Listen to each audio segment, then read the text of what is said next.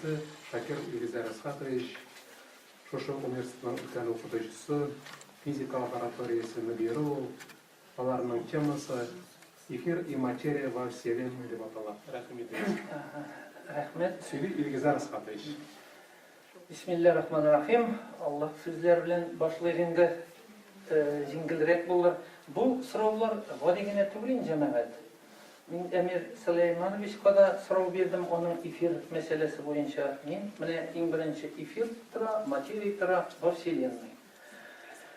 Менә бу теманы сезгә игътибарыгызга биргәндә мин беренче башларга телим Вселенныйдан. Һәр вакыттагыча инде без бит инде Хаман окланабыз инде, мин дә окланам, җәмәгать бурыча сөйләсәк, әйбәтрәк булган иде. Шуңа күрә терминнары, әйтемнәре бурыча булгач, урысча сөйләсәң әйбәтрәк була инде. Шуңа күрә ачуланмасыз, алдагы чыгыш ясаучылар әйткән кебек. Так, Вселенная. Вообще, я хочу начать со Вселенной. Но вообще, Вселенная, что это такое? Вообще, она изучалась определений. Разное время, разные ученые дали разные определения. Вообще, Вселенная, это что это такое? Весь существующий материальный мир. Без ограничений во времени. И пространстве, и бесконечно разнообразный по формам, который принимает материя в процессе своего развития. Вот. Вообще Вселенныйларда төрле терминнарга физика күзлегеннән, философия күзлегеннән, төрле фән күзлегеннән карау бар. Вот. Астрономия, Вселенная, который изучает астрономию, вот, ну, мы знаем, вообще-то, современная астрономия, астрофизики действительно нашу Вселенную изучают. И добились, нужно сказать, много чего. Это, значит, по астрономии. Это часть материального мира, которая доступна исследованию астрономическими средствами, то есть те инструменты, которые есть. Чем лучше инструмент, мы лучше сделаем что-то, да, продукт. Сейчас инструменты лучше, соответственно, исследования лучше. Астрономическими средствами, соответствующими достигнутому уровню развития науки. Иногда эту часть Вселенной называют метагалактикой. Ну, аны ишеткәнегез бар дигәндә метагалактика диләр. Ну, галактиканы без беләбез, галәмдә галактикалар бик күп. Алар миллиардлар. Это что-то такое. Раньше читали вообще Землю всей Вселенной, который воздух, там, я потом еще буду говорить о материи, о веществе. Вот вещество в каких состояниях агрегатных бывает. Вот древние ученые говорили, что она бывает в 5 таких состояниях агрегатных. Разные ученые, разное количество, в общем-то, говорили. Вселенной, ну, греки много чего добились вообще в науке и во всем. Вот от греческого Вселенная, если перевести дословно, как бы, ну, Вселенной греки называли ойкумена. Вот. Это, в общем-то, населенная и обитаемая Земля. Вот видите, то есть с точки зрения тех знаний, учений, считалось, что эта Земля, это и есть Вселенная.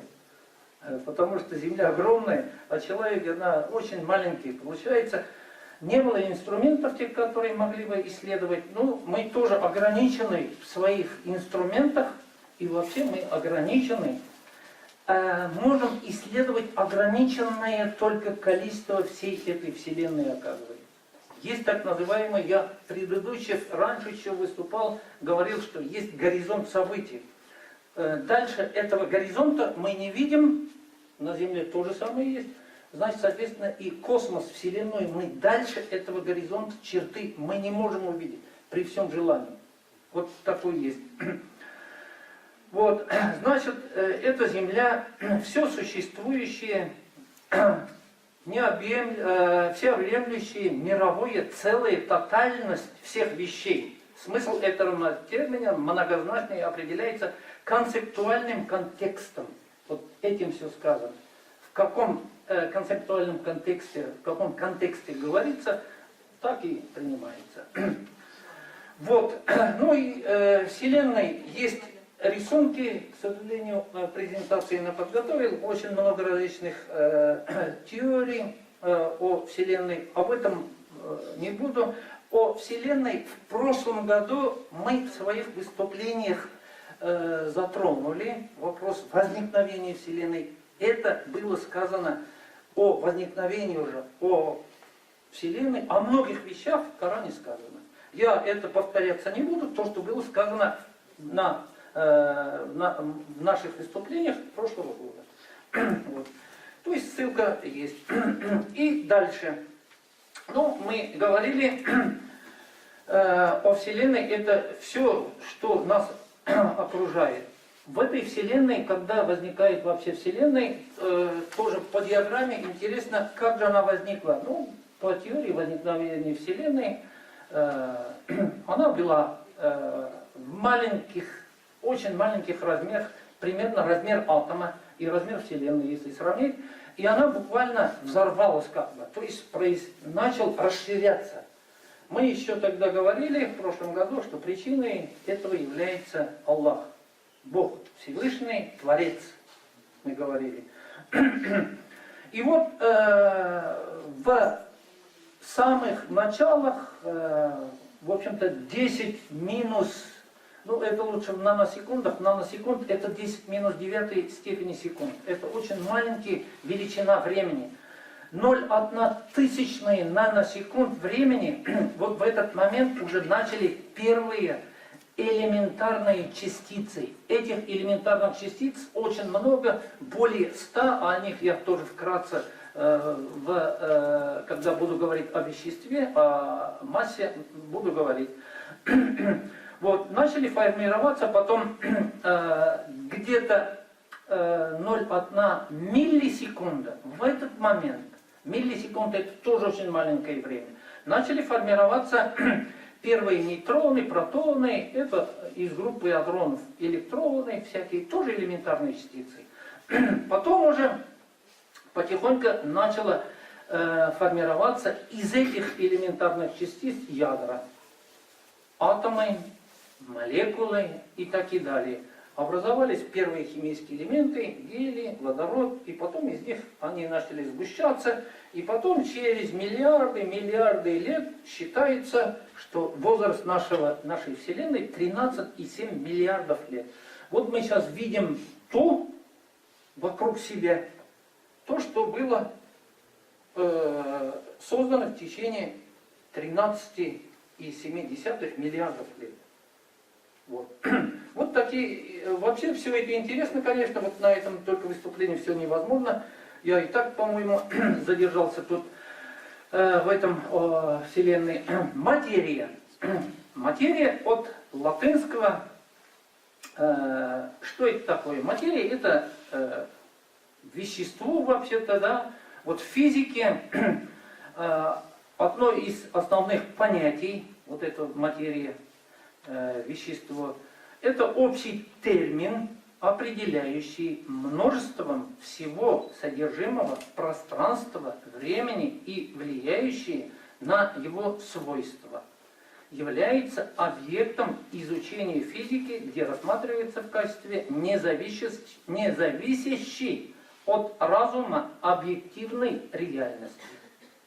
Вот, материя, от латыни я уже говорил, ну, это категория физики, с точки зрения физики, с точки зрения философии, философская категория для обозначения объективной реальности. Вот насчет материи вот такое определение есть. Это объективная реальность, которая отображается нашими ощущениями, существующие независимо от них объективно. Вот я ощущаю, не ощущаю, независимо электромагнитное поле я могу не ощущать, с возрастом ощущаю, конечно, но все равно она существует. Я ощущаю, не ощущаю, она есть. Гравитационное поле это и есть вид материи, я его своей массой, чем больше возраст, тем больше к Земле тянет. Я ощущаю с возрастом, молодые летают. Вот поэтому это вот так вот с точки зрения философии объяснено так. Много еще древних ученых по материи высказывали свои мнения. Платон использовал этот термин для обозначения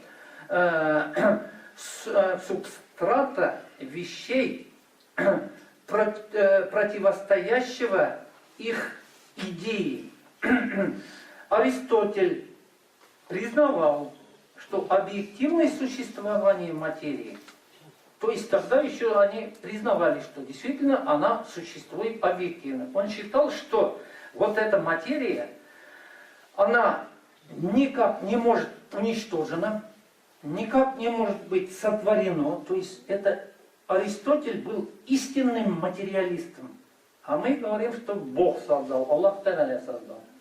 Вот еще и тогда были споры, были сторонники божественного создания, были сторонники небожественного создания.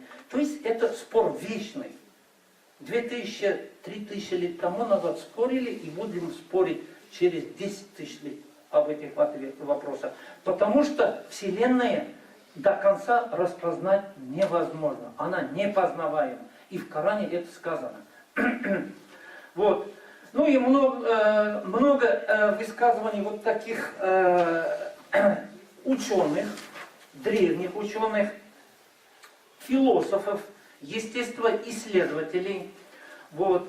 Ну и основные виды материи. Вот. Это вещество. Я, как уже говорил, вот элементарные частицы, их очень большое количество. Вот бозон Хиггса недавно открыли в адронном коллайдере, современная, то есть группа ученых всего мира открыли бозон Хиггса. Это гравитоном назвали и частицей Бога. Вот. Тут кварки, лептоны, электроны, барионы, нуклоны, атомы, молекулы в сторону уменьшения энергии. Вот с точки зрения энергии тоже материя рассматривается. Тут много всякой всячины. Вот вещество. Только что говорил, вот адронное вещество. Адрон это группа элементарных частиц. Это те, которые обладают массой. Вот мы обладаем массой, потому что мы состоим из атомов и молекул. Потому что в составе атомов есть электроны, нейтроны и протоны. Вот. Барионное вещество, это по времени я говорил, там в такой-то наносекунд, такой-то миллисекунд образовались элементы. Вот эти барионные вещества, они были после самого большого взрыва, якобы они были в самом начале. И есть еще понятие антивещества. Есть на этот счет и фирмы разные фантастические. Есть вещество, есть антивещество. Вещество мы можем, вот любой, это металл, атом, это есть вещество. Электрон, это тоже есть вещество. А есть антивещество. Антивещество электрона – позитрон. Когда они сталкиваются друг с другом, объединяются, происходит аннигиляция, то есть исчезновение. И происходит возникновение чистой энергии. Вот создали вот такую теорию. Она тоже антивещество, тоже является, в общем-то, веществом. И если, говорят, в адронном коллайдере найдут огромное количество этого создадут антивещества, это очень опасно для нашей Земли, говорят. Террористы могут использовать. Но практически его создавать в таких количествах невозможно. Ну, как заявляют ученые. Потом, нейтронное вещество. Нейтрон. об этом говорил уже. Нейтрон это есть элементарные частицы, которые находятся в составе атома. А вот если их много скапливается, это и есть нейтронные звезды. Нейтронные звезды имеют огромную плотность. Есть такие, ученые доказали, изучили. Есть такие. Кварглионная плазма. Это до образования самых первых электронов, протонов, нейтронов была кварглионная плазма. То есть там температура была огромная, плотность огромная. Это после Большого взрыва самые первые этапы. Это тоже включили вот такой состав вещества. Докварковое сверхплотное материальное образование. Это тоже то же самое после Большого взрыва. Вот такие, они включают определенный состав элементарных частиц. Вот такие есть. Потом есть поле. Это второй вид уже материи. Первый был вещество, второй это поле. Есть электромагнитные и гравитационные. Ну, электромагнитные и гравитационные поля, они тоже считаются материями. По философскому тоже. И с точки зрения физики тоже. Определение материи. Потом квантовые поля. Это третий вид материи уже. Я уж постараюсь быстрее. И четвертое, материальные объекты неясной физической природы.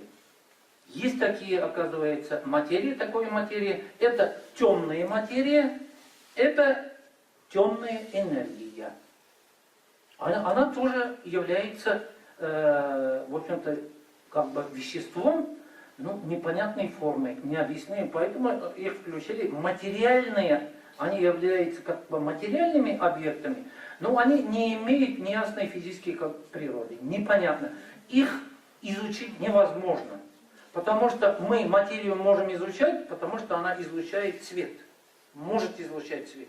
Мы можем по этому свету определить, что это за вещество, состав определить. То есть с очень высокой точностью. Современные ученые могут. И вот что интересное. Вот это так называемая темная материя, оказывается, темная энергия, составляют всей той материи, которая есть в нашей Вселенной, 95%. А всего округленно 5% всей материи, оказывается, занимает межгалактический газ и звезды и прочее. Туда же входят и черные дыры, в которых огромные массы скопились в черных дырах. Вот. Ну, межгалактический газ 3,6%, а звезды и прочие 0,4%. Представляете, вот вся то вещество в виде планет, солнц и планет, в виде черных дыр, в виде галактик, всего из всей материи составляет 0,4%. Вот удивительные вещи, конечно. Вот.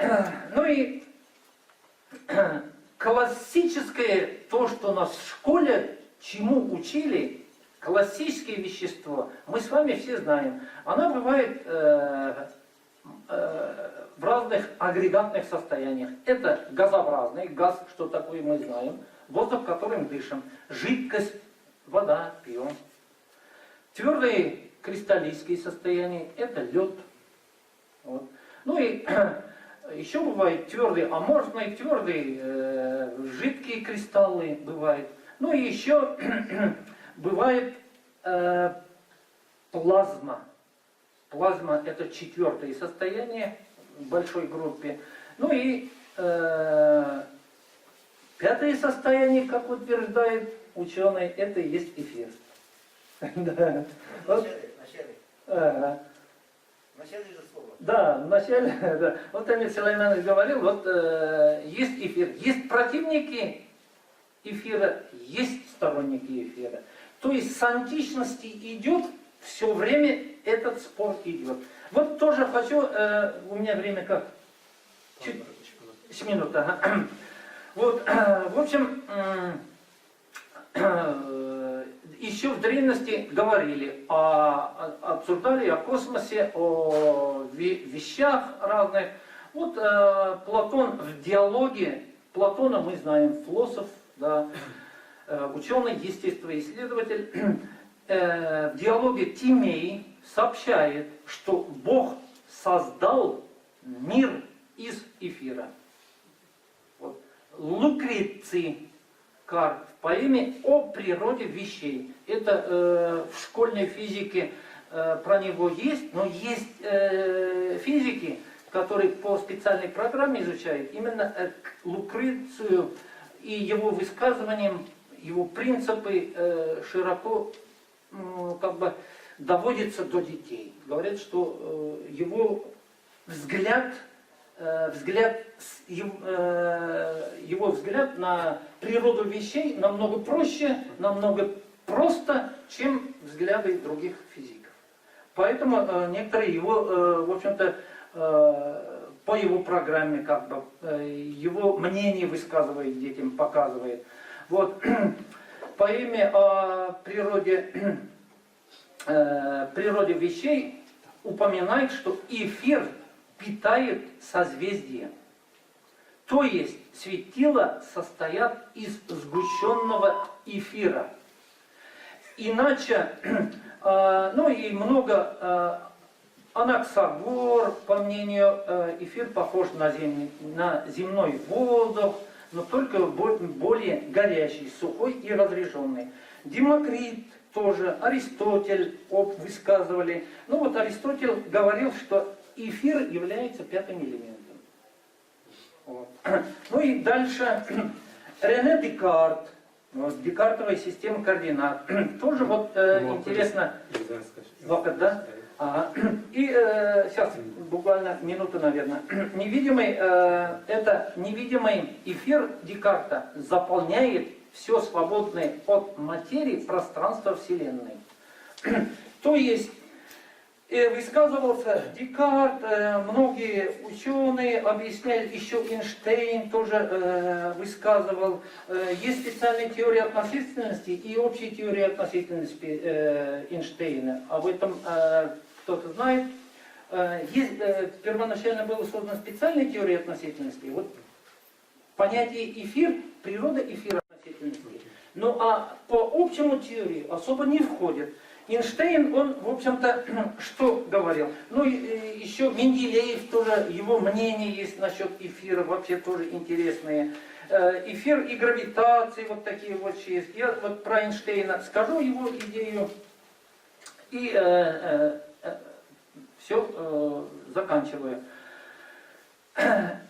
Эйнштейн предложил назвать эфиром, вот в заключение я хочу только его предложение прочитать, назвать эфиром физическое пространство, чтобы подчеркнуть, что оно имеет не только геометрические, но и физические атрибуты. Вот Уокер позднее написал: мне кажется абсурдным сохранять название вакуум для категории, обладающей таким количеством физических свойств.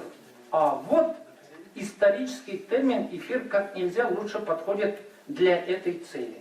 Ну и еще эфир, как бы все эти высказывания, все эти работы ученых изучая, я сделал свой такой короткий вывод. Ну, эфир это можно назвать, конечно, когда о чем-то долго занимаешься, вот идеи приходят, иногда глупые, иногда непонятные какие-то. Ну, не знаю, вот у меня прошел такой... Это эфир, в общем-то, может быть инструментом Всевышнего, с помощью которого он все контролирует и создает, и может, в Коране же написано, и Вселенная наша и создана Аллахом, и она будет вот это есть эфир, инструмент, с помощью которого управляет всей этой Вселенной. Вот такой непонятный вывод Вот интересно, вот так вот. Ilgi зараз хатыш көңілім сеземін, да сұраулар бек көп. Ая, Менә метагалактика бар. ая. Минем ишеткәнем бар, метагалактикада берничә, әйме. Ага. Менә шул метагалактикаларның барсында Аллаһ Тәгалә барлыкка киткән. Ну, эгерде Эндеровый без метагалактика один из терминов обозначения термина Вселенной. Вселенной. Вообще-то есть мнение, что Вселенная одна, есть мнение Вселенной бесконечное количество. Вот его назови метагалактикой или Вселенной. Вот разные теории, но доказать никто это не может. Икенче сорау. Ага.